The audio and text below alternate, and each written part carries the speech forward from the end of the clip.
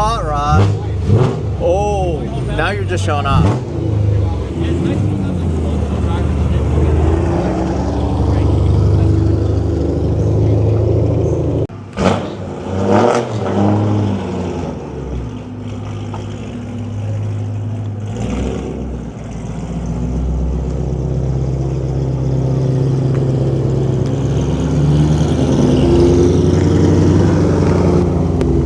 Dang, she sound angry.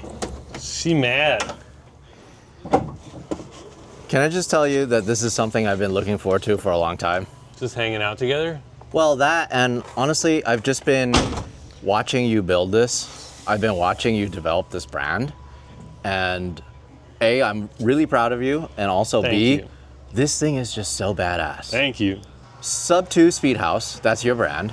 Yeah. And for those people who don't know, let's explain what the significance of this is.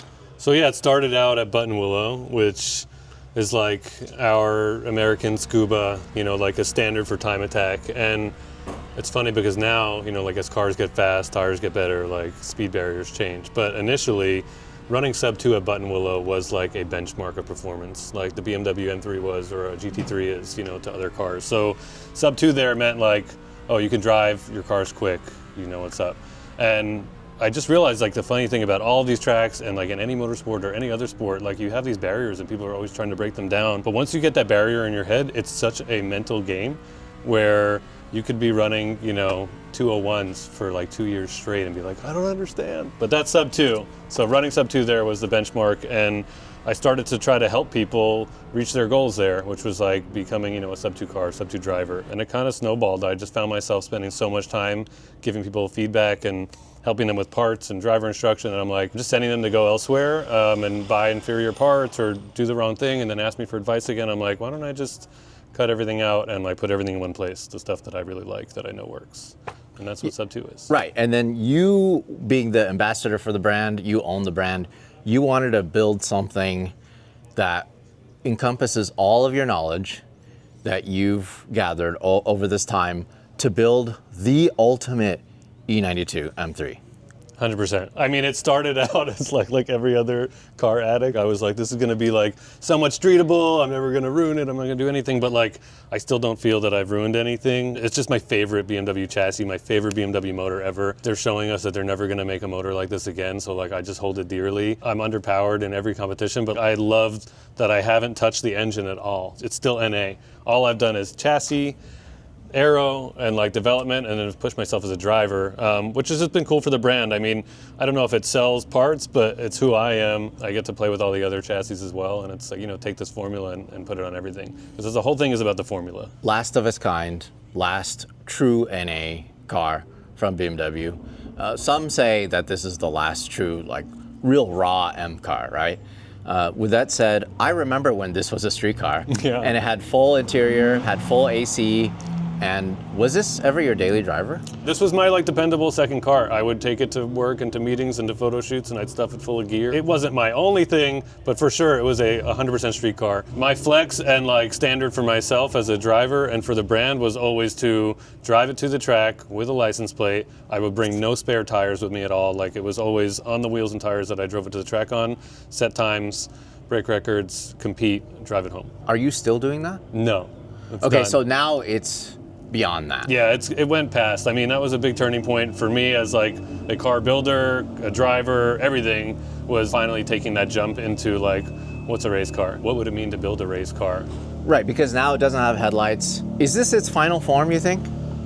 It's pretty close. I think beyond what this is, it could be some small details on the exterior. It might get wider, but maybe not. Final form, though, means sequential, and it does need more power in some way. It either needs the most badass NA build that revs to 9+ and makes over 500 wheel, which is a big ask of this motor, or it needs forced induction. But BMW raced this motor too, right? They did in the P65 form, which came as both a 4.4 liter and a 4 liter. But yeah, flat plane crank, dry sump.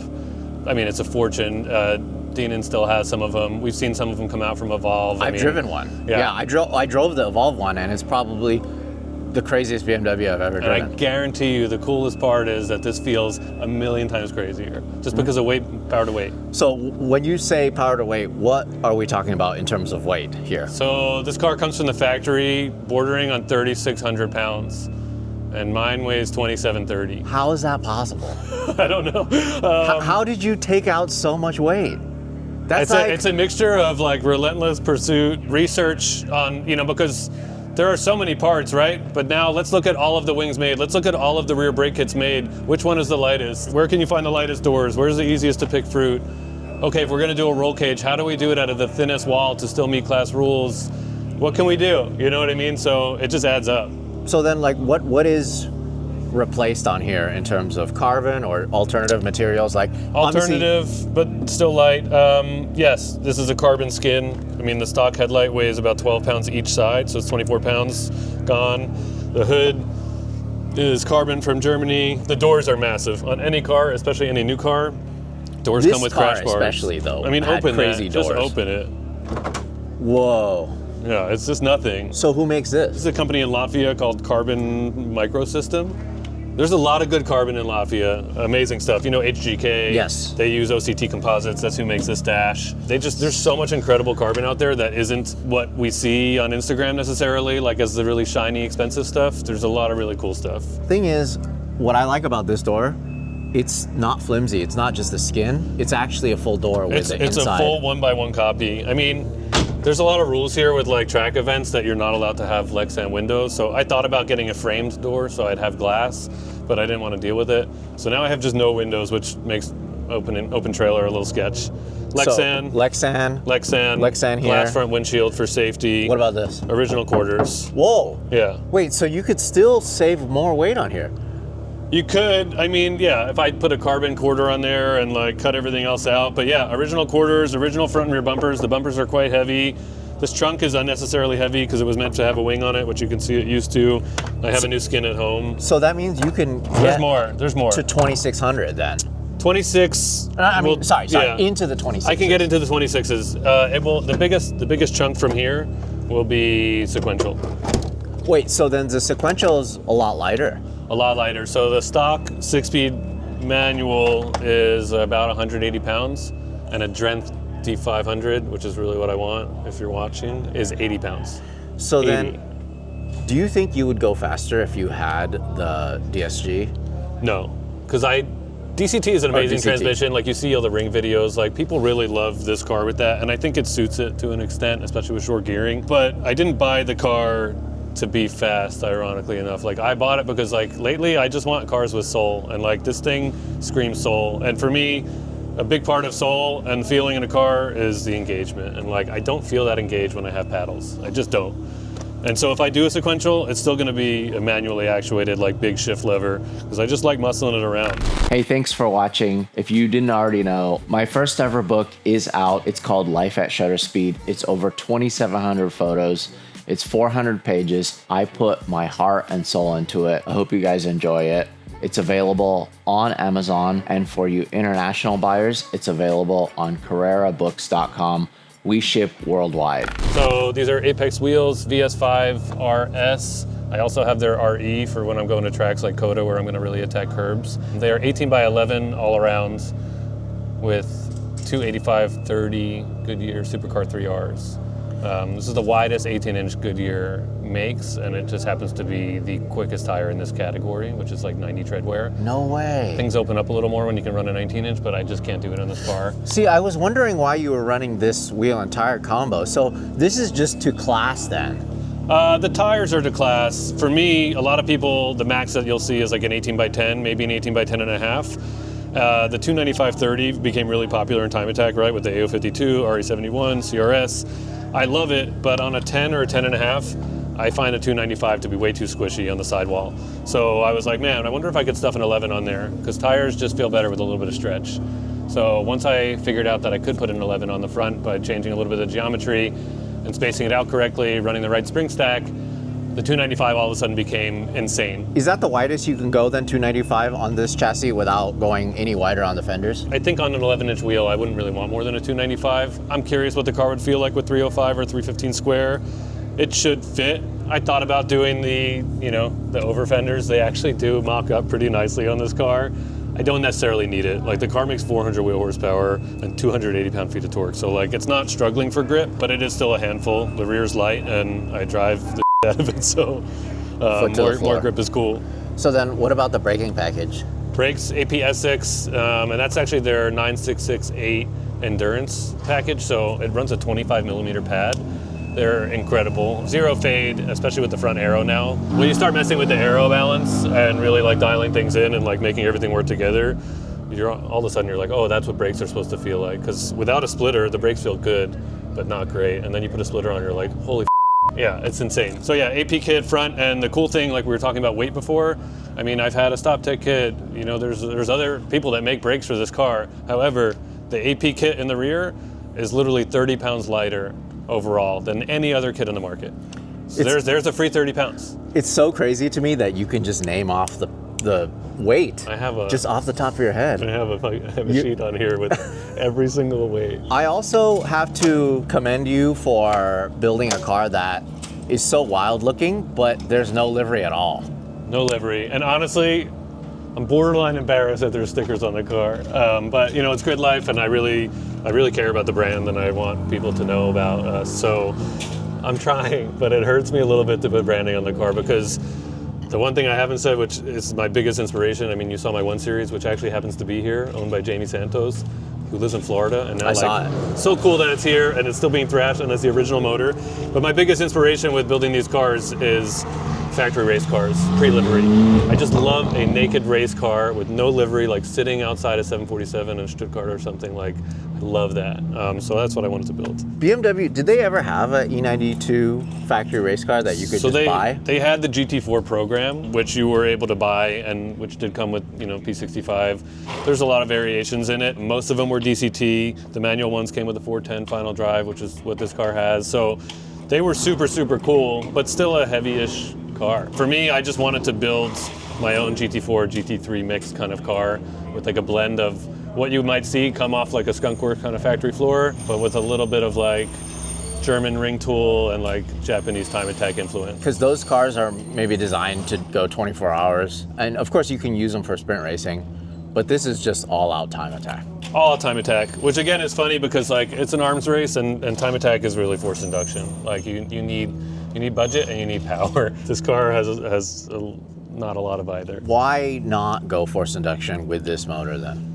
I feel like the character of the car is naturally aspirated. I've driven them supercharged. They can definitely make power, but it comes with an 80-pound penalty over the nose, which is already the heaviest part of the car. It compromises a lot of the cooling, which is already a struggle. And you just get into a point where like this car is so amazing and reliable, and I thrash on it at full red line every time I drive it.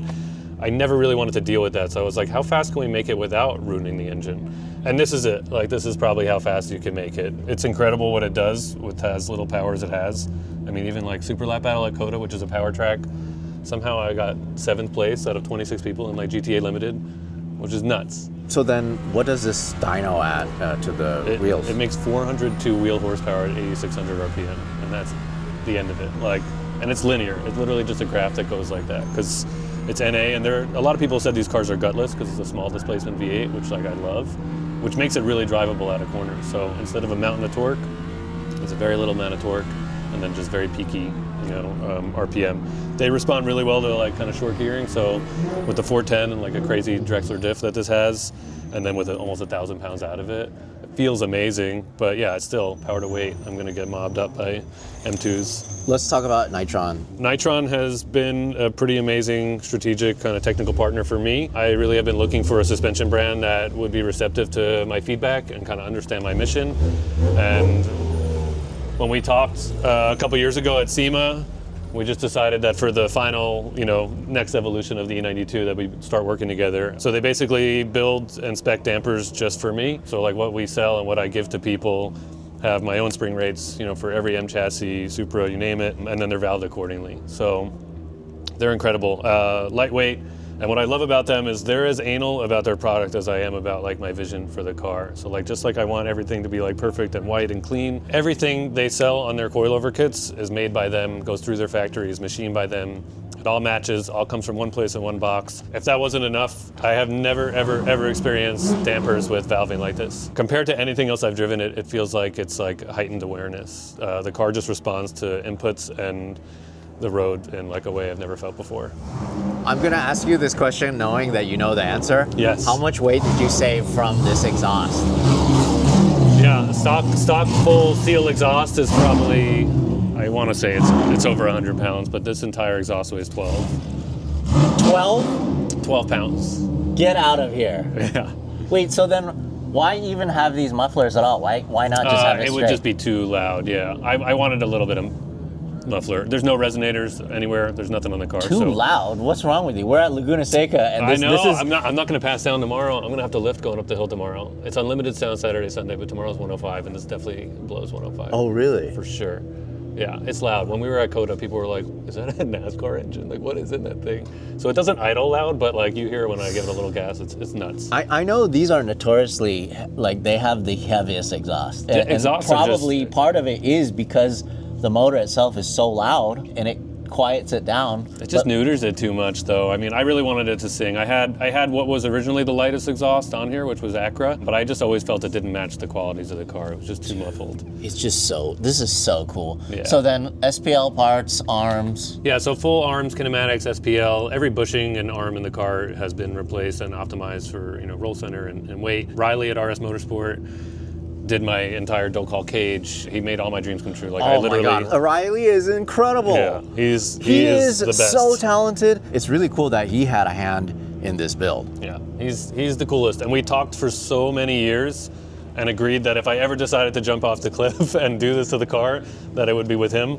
And yeah, I literally, any idea I had, he just made it happen. So this is still glass? Still glass, yeah. It's about double the weight of what Lexan would be. Lexan is 12 pounds, this is 24. So then, are you eventually going to go Lexan? I don't know, I just hear a lot of horror stories about not running glass up front, and safety is a really big concern for me. And I kind of use safety as my vessel for transforming this car into what it is, because as a dad and someone who likes to drive on the limit, I started to really second guess taking a street car to the track, not having a cage, not having a halo seat, not having fire suppression, because I just want to be here. I want to do what I love, but I don't want to feel as guilty about it, and I want to make sure that I'm here for a long time. So Riley knows that, and I was like, yeah, make it light as but make it as safe as humanly possible.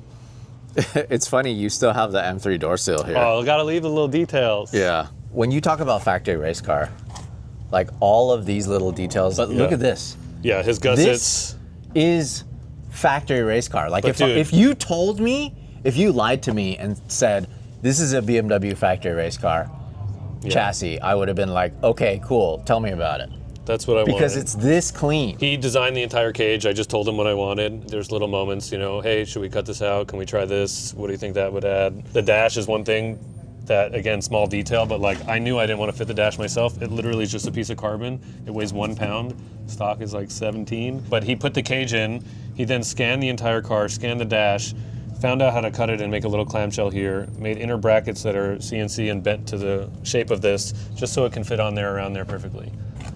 Incredible. Everything is just so clean. The OBD2 reader is here. And then this is the original harness that literally I sent to Germany to be thinned out. So we shaved, I think the stock harness is 80 pounds or more, and this one weighs 17, because we just need so much less on the electronic side. And then I basically reassembled the entire car. Once Riley gave me the car back completely naked, everything else was done in my home garage. Sparco, Halo seat, this is what I run also. Yeah. Very so lightweight. Carbon circuit. And then I really dash. wanted to, you'll see factory GT4 and GT3 cars run this AIM dash MXG 1.3. This is exactly what you see in the race cars.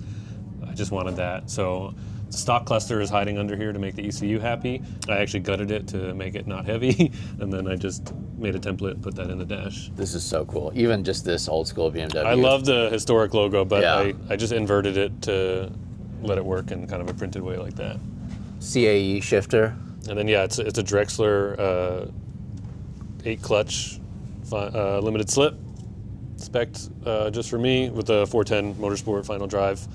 And then there's a Lifeline electronic fire suppression, which is like one of the lightest ones on the market. Because even for the safety stuff, you know, I still wanted to make sure I wasn't just gratuitously adding weight back into the car. And then we have the anti-gravity ATX 30, which is not a restart battery, but just a really It's so small lightweight. battery. Yeah. That thing is, that's what you need for this, to keep it lightweight. Man, this thing is just so cool. And then the last secret sauce, honestly, like, aero's no joke. I think aero's having a huge moment right now. Not that it's never been a thing, but I think in our community, I feel like every day you see a new aero company, like, you know, Misha's company. There's just so much going on, and it's awesome. Like, I'm stoked for it. But I work with Zebulon, and they're out of Denver. It is the most insane motorsport grade stuff there is. So this is just full chassis mounted swan neck. Again, I just want to do something a little different, and the front splitter is custom just for us. Sits 6 inches off the bumper. It's fully tunneled, wind tunnel designed, everything. Chassis mounted, and my favorite part is no exposed hardware. It literally has only 4 mounting points. Wow. There's 2 bolts in the back, and then 2 shocks up front. Wait, is this a stock piece? No, so that's actually a rubber lip that I found in the depths of the internet, because what you want here is flex. A lot of people you'll see will do rigid carbon, but the problem with that is when this is rigidly mounted and this is rigid, this has no flex. So 1, it makes it hard to dial in angle of attack, but 2, should you have an impact, people will start pancaking their bumpers, bending their frames, like Porsches always do that. The cool thing about Zebulon is we actually use 2 hidden shocks. They're like literally hood shocks. So you can change the angle of attack, no problem, but this actually flexes upward. Literally sandwiches. But it doesn't go down. No, it won't go down. It can't go lower than that, but literally it can sandwich the whole thing. So, and beyond that, like, obviously the bumper can flex and it's just plastic, but it can completely compress, so you'll save your splitter, save the chassis, which is really cool. Dude, awesome. Well, thank you so much for showing us this thing. Good luck. Thanks, man. It'd be cool to share a track with you. Excited. Just go around Are you competing? What are you doing? Yeah, I'm doing time attack. I'm in street mod though. Oh, yeah, I'm in track So mod. go around me. Go around me. Okay, that'll be cool. Cover your ears. Good to see you as always. See you, my friend. All right.